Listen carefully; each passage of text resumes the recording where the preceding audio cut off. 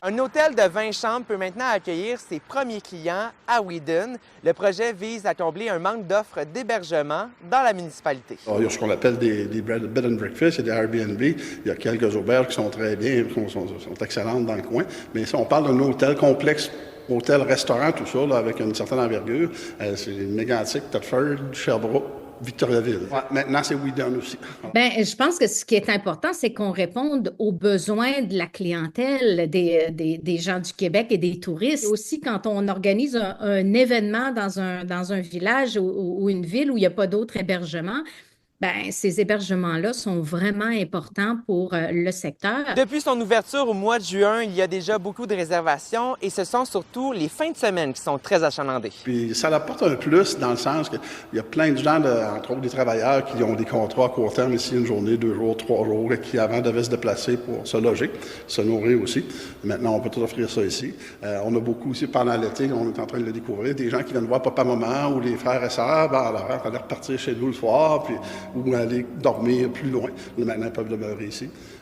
La clientèle qu'on a hâte de découvrir, c'est cet hiver pour les motoneigistes quadistes. Ça aussi, c'est une très belle clientèle. Bien, c'est un projet qu'on a entendu parler déjà il y a plusieurs années. Donc, il y avait une volonté justement de créer un nouvel hébergement.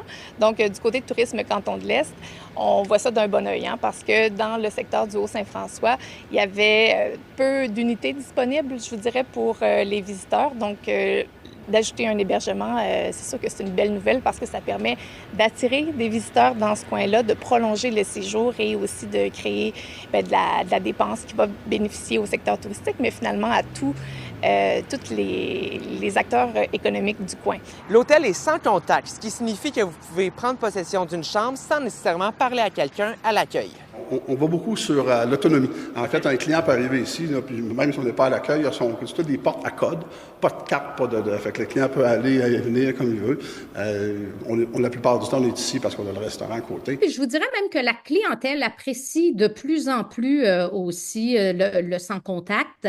Ils vont apprécier également qu'il y ait des gens sur place, mais ils s'attendent de plus en plus à ça. Et oui, on voit de plus en plus d'hébergements touristiques là, qui offrent le sans contact, que ce soit dans des grands hôtels ou des plus petits établissements.